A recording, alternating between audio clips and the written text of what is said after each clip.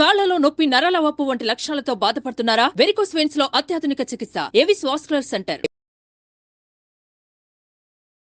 Hi hello నమస్తే, welcome back to Suman TV. ప్రస్తుతం మనతో పాటు ఉన్నారు family counsellor, motivational speaker, public speaker Rajani Ramma garu. నమస్తే మ్యామ్. నమస్తే నవీన.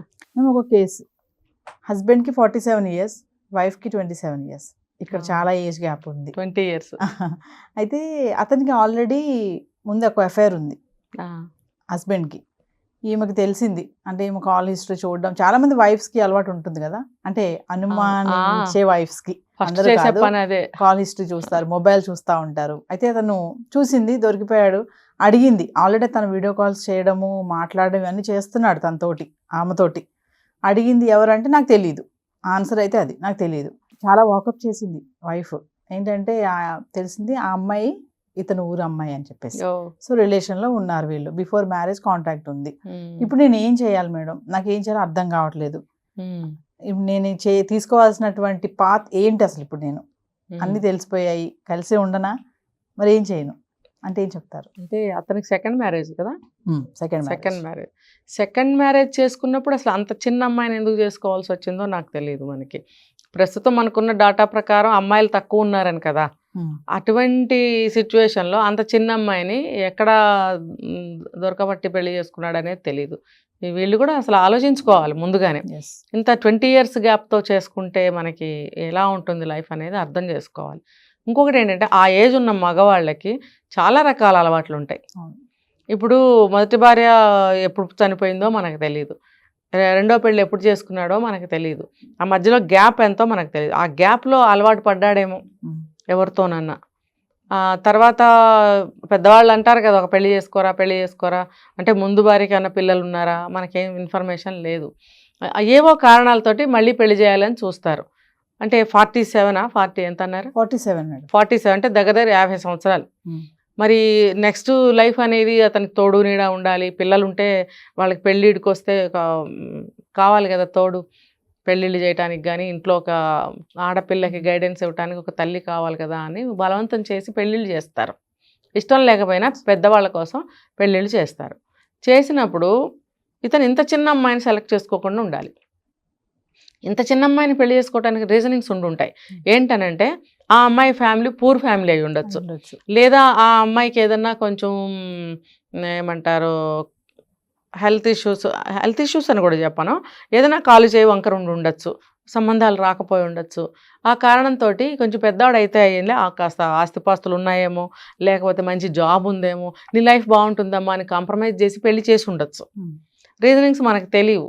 సరే, ఏ కారణమైనా కానీ పెళ్ళి అనేది చేశారు.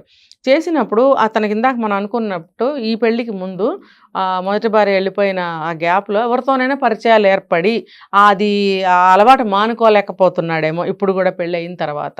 మరి అలాంటప్పుడు ఈ చిన్న అమ్మాయిని పెళ్లి చేసుకుని ఈ అమ్మాయిని బాధ పెట్టడం అవసరమా? ఈ అమ్మాయి ఏదో ఒక ఏమంటారు తన నిస్సహాయ పరిస్థితుల్లో నిన్ను పెళ్లి చేసుకుని ఉండొచ్చు గాక, అంటే ఆ వీక్నెస్ని అడ్వాంటేజ్ తీసుకుని నువ్వు ఇంకా ఆ సంబంధాన్ని కొనసాగిస్తున్నావా?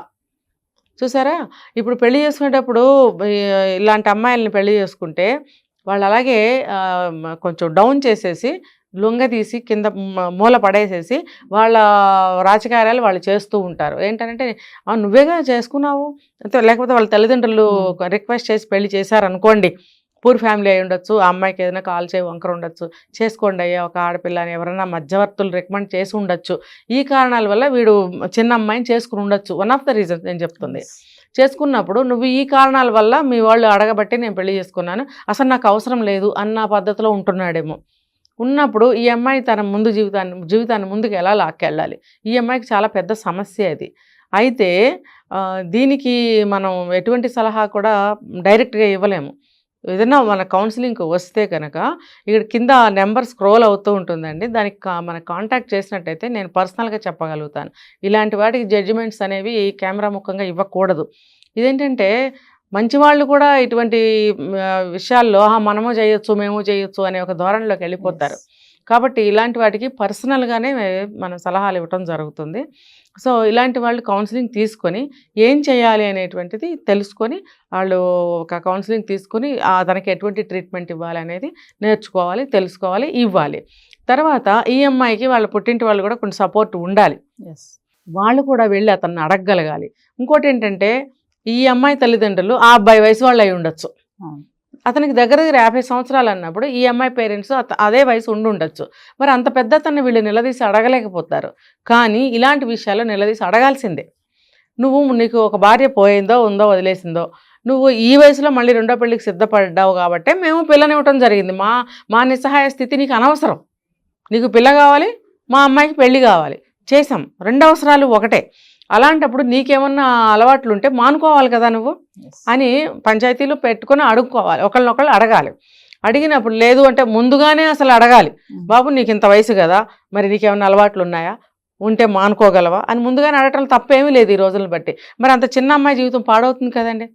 ఇప్పుడు ఆ అమ్మాయి పొరపాటునే ఒక పిల్లనో కన్నదే అనుకోండి, వాడు ఇంకో 10 ఏళ్లలో డమ్ అని పోయాడే అనుకోండి, ఈ అమ్మాయి జీవితం ఏంటి అసలు? ఏ రకంగా చూసిన ఈ అమ్మాయి జీవితం ఏమవుతుంది?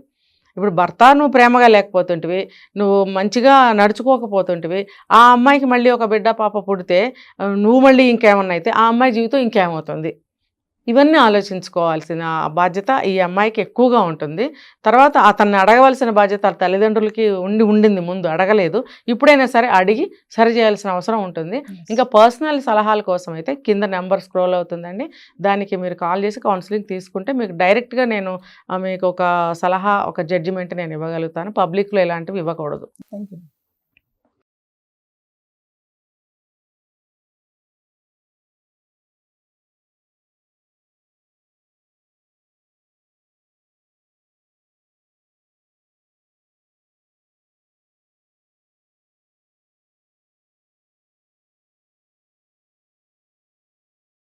సుమన్ టీవీలో మీ పర్సనల్ అండ్ బిజినెస్ ప్రమోషన్స్ కోసం కింది నెంబర్కి కాంటాక్ట్ చేయండి.